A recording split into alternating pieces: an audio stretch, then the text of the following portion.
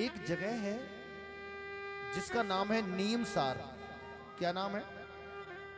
नीमसार। उसको वेदों की भाषा में नैमिषारण्य भी कहते हैं। इतनी बात समझ में आ गई? वहां 88,000 संत महात्मा तपस्या कर रहे हैं, भजन कर रहे हैं। अब यहां हमें संत महात्माओं की संख्या से मतलब नहीं है, हजारों की संख्या में संत महात्मा विराजमान है। उनके बीच में सूत जी महाराज का आगमन होता है। कौन से स्वामी जी आते हैं? सूत जी। सारे संत महात्मा चरणों से लिपट गए। गुरुदेव आप सही समय पर आए हैं। हमारे मन में एक शंका है। क्या शंका है? लोग बहुत दुखी हैं। ये संसार सुखी कैसे हो? कोई ऐसा उपाय बताइए प्रभु। कोई तन दुखी, कोई मन दुखी, कोई तन दुखी। धन की कमी नहीं है घर में बिल्कुल, ये फिर भी शरीर दुखी है। होता है ना ऐसा? धन होने के बाद भी शरीर को हम ठीक नहीं कर पाते। कोई तन दुखी, कोई मन दुखी। शरीर भी ठीक है, धन भी बहुत है, लेकिन मन गरीब हो गया है। मन दान पुण्य नहीं करने देता। और जानते हो, जितना जीवन में धन तुम परिवार के लिए कमाते हो, ये सब यहीं छूट जाता है। अपने जीवन की कमाई में से जितना धन धर्म के लिए निकल जाता है, केवल आपको उसी का लाख गुना बढ़ा करके परमात्मा अगले जन्म में आपको देता है। इसलिए दान करने में कभी पीछे मत हटना। वही अपने लिए कमाई की है तुमने, जो धर्म में लगाई है। बाकी तो तुम्हारा सब पैसा घर वाले खींच लेंगे और तुमको एकांत में खड़ा कर देंगे। वो सिर्फ तुम्हारा कर्म था जो तुमने किया। धर्म तो तुमने धर्म के प्रति जो लगाया वो आपने कमाया। कोई तन दुखी, कोई मन दुखी, कोई धन बिन रहत उदास। थोड़े थोड़े सब दुखी, सुखी कृष्ण के दास।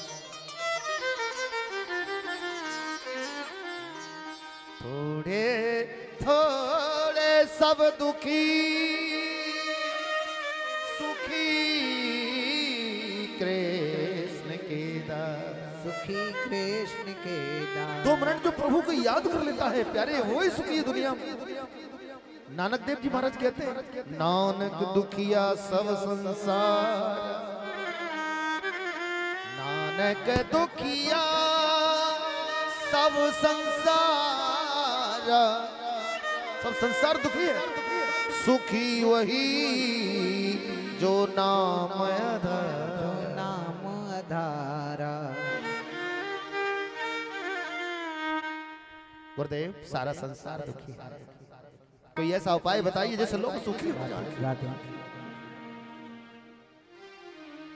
तब सूत जी महाराज कहते हैं, ये संत महात्माओं नैमिषारण्य, जब लोगों के ऊपर कष्ट पड़ता है तो चिंता बहुत करते हैं।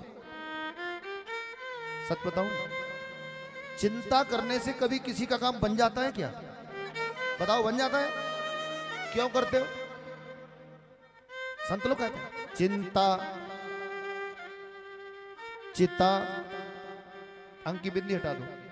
चिंता चिता से बढ़कर होती है, घुन की तरह लग जाती है। चिंता चिता से बढ़कर होती है,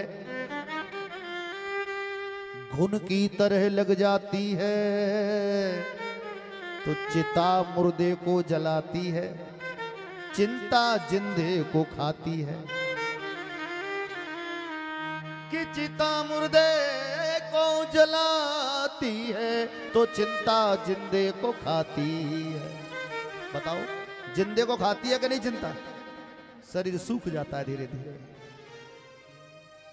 चिंता करके कभी किसी का काम नहीं बनता भाई। एक बात पूछूं, आप सबके घर में टीवी तो होगी।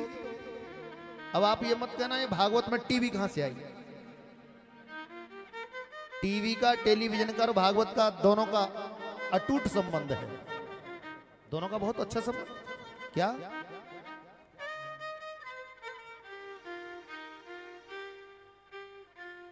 टीवी का रिमोट किसके हाथ में होता है बता सकते हो? पीछे से आवाज आ रही है मेरे हाथ में। हाँ वो दीदी कह रही है मेरे हाथ में रहता है। क्या बात है, एक बार तालियां बजा दो इनके लिए।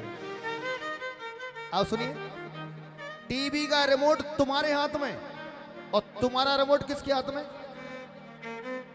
परमात्मा इसके हाथ में।